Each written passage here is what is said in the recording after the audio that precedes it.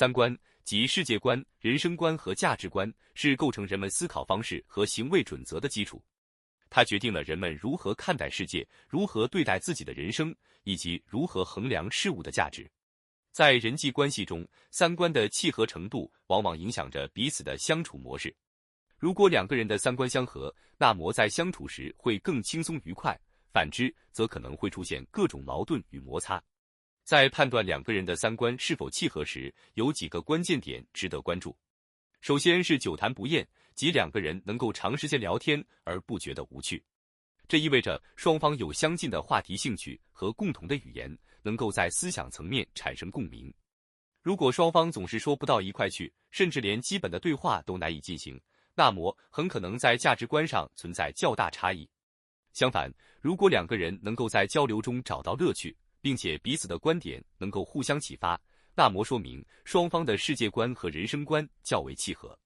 其次是相处不累，这一点关系到双方是否能够理解彼此的难处，并在日常相处中做到换位思考。一段健康的关系应该是舒适的，而不是让人感到疲惫或压力重重。如果一方总是要求对方按照自己的标准来行事，而不考虑对方的感受，那么这样的关系往往会让人感到窒息。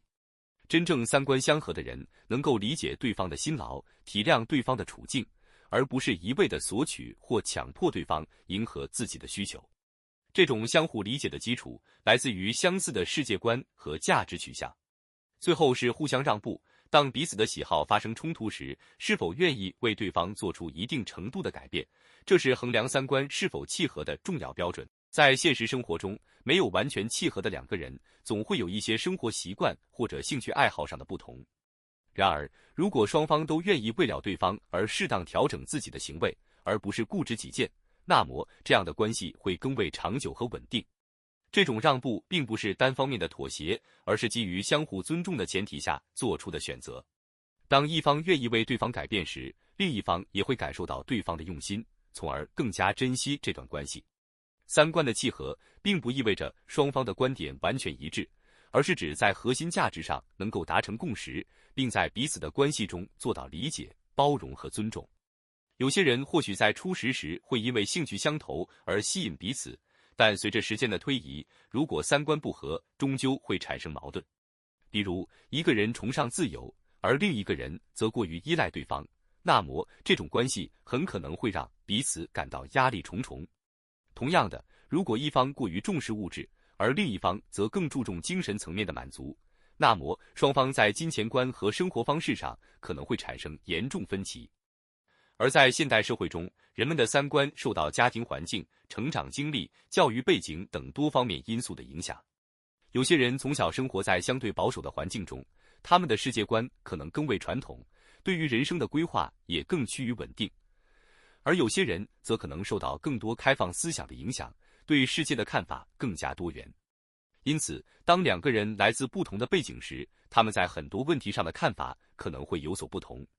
但这并不意味着这样的两个人就无法相处，而是需要双方在理解对方的基础上，找到彼此都能接受的平衡点。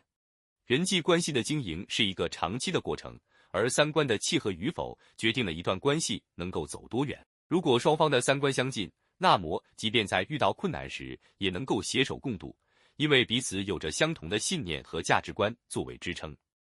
而如果三观不合，那么即使在短时间内能够维持关系，最终也可能因为无法达成共识而分道扬镳。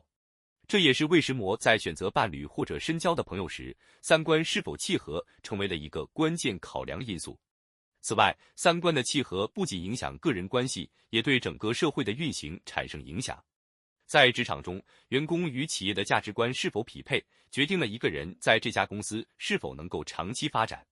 如果一个员工重视个人成长，而企业则更注重短期利益，那么双方的合作很可能不会持续太久。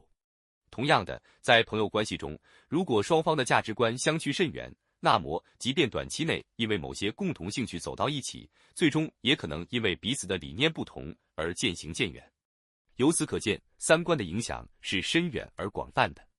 当我们在选择朋友、伴侣，甚至合作伙伴时，都应该关注三观的匹配程度，因为这将直接决定我们是否能够与对方建立长久且稳定的关系。